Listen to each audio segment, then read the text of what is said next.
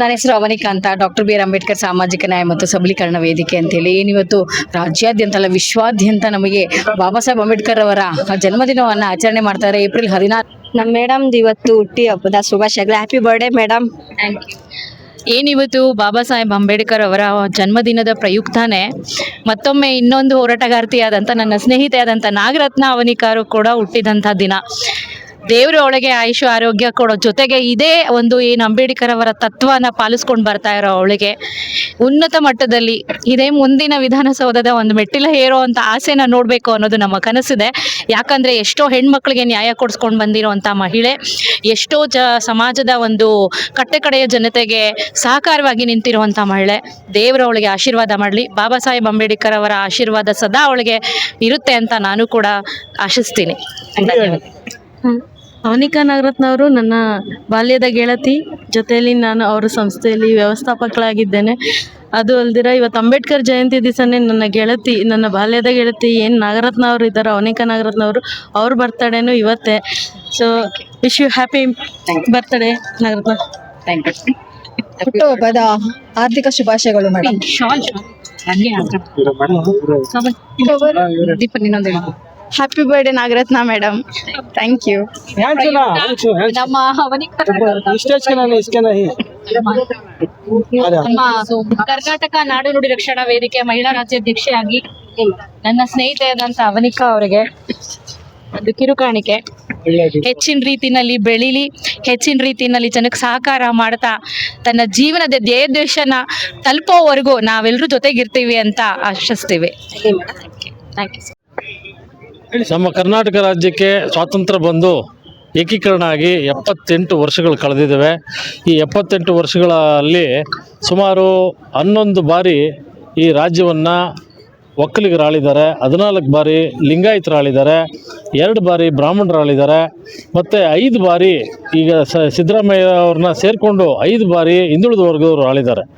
ಈ ರಾಜ್ಯದಲ್ಲಿ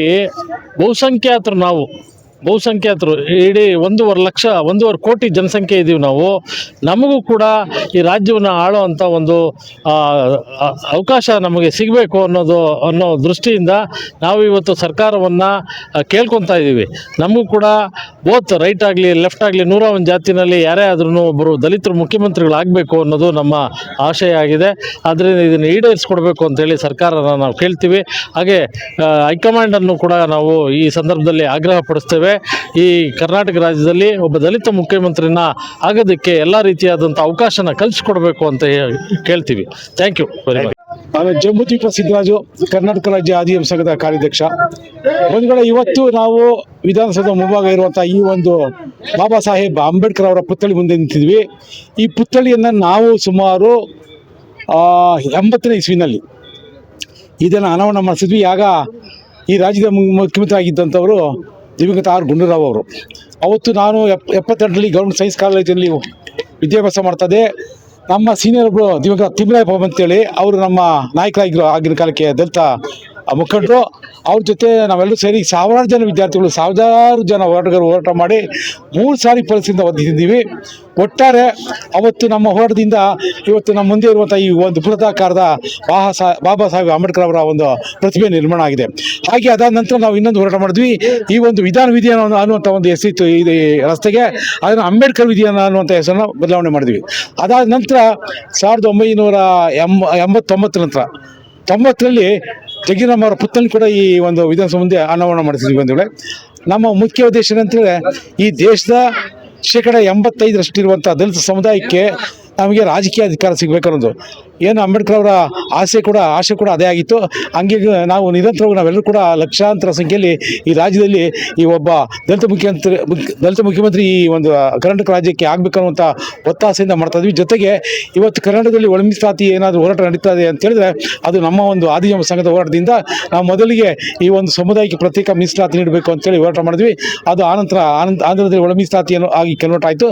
ಈಗ ಇಲ್ಲಿ ಒಳ ಮೀಸಲಾತಿ ಜಾರಿ ಆಗಿದೆ. ಆದರೆ ಏನಂತ ಹೇಳಿದ್ರೆ ಅಲ್ಲಿ ಗ್ರೂಪ್ ಎ ಗ್ರೂಪ್ ಬಿ ಅಂತ ಮಾಡಿದ್ದಾರೆ. ಅದನ್ನು ಅನುಷ್ಠಾನ ಆಗೋದೊಂದೇ ಬಾಕಿ, ಅದ್ರ ಸ್ವಲ್ಪ ವ್ಯತ್ಯಾಸ ಇದೆ. ಅದ್ರ ಬಗ್ಗೆ ನಾವೆಲ್ಲರೂ ಕೂಡ ಒಟ್ಟಾಗಿ ಸೇರಿಕೊಂಡು ಸಂಭಾಷಣೆ ಮೂಲಕ ಯಾವುದೇ ಜಗಳ ಇಲ್ಲದೆ, ಓಟ ಇಲ್ಲದೆ, ಪರಸ್ಪರ ಕಿತ್ತಾಡ್ಕೊಳ್ಳದೆ ನಾವು ನೈಸಲ್ಲಿ ನಾಜೂಕಾಗಿ ಅದನ್ನು ಅನುಷ್ಠಾನ ಮಾಡುವಂಥ ಪ್ರಯತ್ನ ಮಾಡ್ತೀವಿ. ಜೈ ಹಿಂದ್, ಜೈ ಕರ್ನಾಟಕ, ಜೈ ಜಂಬೂದ್ವೀಪ.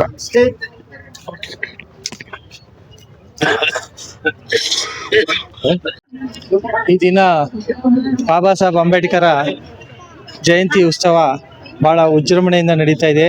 ಹಾಗೆ ಬಾಬಾ ಸಾಹೇಬ್ ಅಂಬೇಡ್ಕರ್ ಅವರ ಅಡಿಯಲ್ಲಿ ನಾವೆಲ್ಲ ಇವತ್ತು ದಿವಸ ಒಂದು ಕಾರ್ಯನಿರ್ವಹಣೆ ಮಾಡ್ತಾ ಇದ್ವಿ.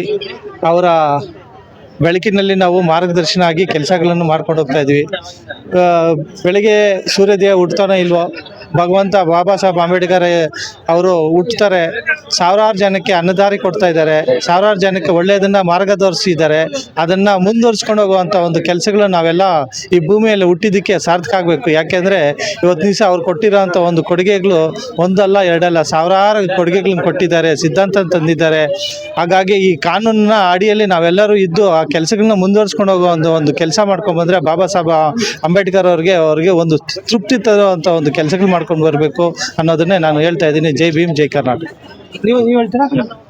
ಹೇಳಿ. ಬಾಬಾ ಸಾಹೇಬ್ ಅಂಬೇಡ್ಕರ್ ಅವರ ಒಂದು ಕೊಡುಗೆ ಏನಂತೆ ಸರ್ವಶ್ರೇಷ್ಠವಾದದ್ದು.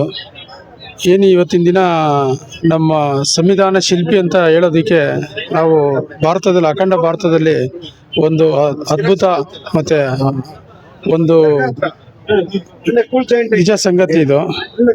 ಏಕೆಂದರೆ ಇವತ್ತಿನ ದಿನ ಆ ರೀತಿ ಒಂದು ಶೋಚನೀಯವಾಗಿ ಒಂದು ಕೆಲಸ ಮಾಡಿದರೆ ಮುಂದಿನ ಪೀಳಿಗೆ ಆಗಲಿ, ಹಿಂದಿನ ಪೀಳಿಗೆ ಆಗಲಿ, ಈ ನಮ್ಮ ಭಾರತದಲ್ಲಿ ಅತ್ಯಂತ ಶ್ರೇಷ್ಠ ಒಂದು ಸಂವಿಧಾನ ಶಿಲ್ಪಿ ಏನು ಒಂದು ಸಂವಿಧಾನ ಅನ್ನೋದನ್ನು ಕೆತ್ತನೆಯಲ್ಲಿ ಕೆತ್ತಿ ಹೆಂಗೆ ಒಂದು ಶಿಲ್ಪಿ ಹೆಂಗೆ ಕೆತ್ತಿ ಒಂದು ವಿಗ್ರಹ ಮಾಡ್ತಾರೋ ಆ ಥರ ಒಂದೊಂದು ಲಿಪಿನಲ್ಲಿ ಬಿಡಿಸಿ ಇವತ್ತು ಒಂದು ಸಂವಿಧಾನ ಶಿಲ್ಪಿ ಸಂವಿಧಾನ ರಚಿಸಿ ಹೋಗಿದ್ದಾರೆ.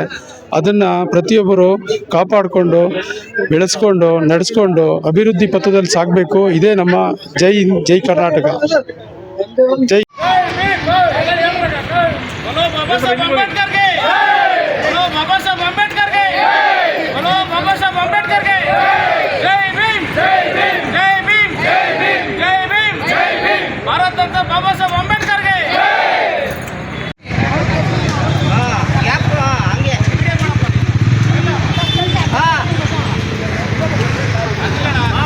ಮಹದೇವಪುರ ಕ್ಷೇತ್ರದಲ್ಲಿ 25 ವರ್ಷದಿಂದ ದುಡಿತಾ ಇದ್ದಾರೆ. ಅವರೊಂದು ಅವಕಾಶ ಕೇಳ್ತಾ ಇದ್ದಾರೆ, ದಯವಿಟ್ಟು ಕೊಡಬೇಕು. ಕೊಟ್ಟು ನೋಡಿ, ಜನಬಲ ಐತೆ ಅವರಿಗೆ, ಜನಬಲ ಐತೆ, ನಾವು ಗೆಲ್ಸ್ಕೊಂತೀವಿ. ಅಣ್ಣ, ಈ ದಿನ ಡಾಕ್ಟರ್ ಬಾಬಾ ಸಾಹೇಬರ 135ನೇ ಜಯಂತ್ಯೋತ್ಸವ ಕಾರ್ಯಕ್ರಮಕ್ಕೆ ನಮ್ಮ ಊರಿನ ಮಾರತ್ತಹಳ್ಳಿ ಅಶ್ವತ್ಥನಗರ ವಾರ್ಡಿನ 44 ನಂಬರಿನ ಎಲ್ಲ ನಮ್ಮ ಸಮುದಾಯದ ಮುಖಂಡರು, ಕಾಂಗ್ರೆಸ್ ಪಕ್ಷದ ಹಿರಿಯರು, ಪಕ್ಷದ ಮುಖಂಡರು ಎಲ್ಲರೂ ಸೇರಿ ಇವತ್ತು ಕಾರ್ಯಕ್ರಮ ಬಂದು ಯಶಸ್ವಿ ಮಾಡಿದ್ದಾರೆ. ಅವ್ರಿಗೂ ಮತ್ತು ನಮ್ಮ ಸಮುದಾಯದಕ್ಕೂ ಎಲ್ಲರಿಗೂ ಧನ್ಯವಾದಗಳು.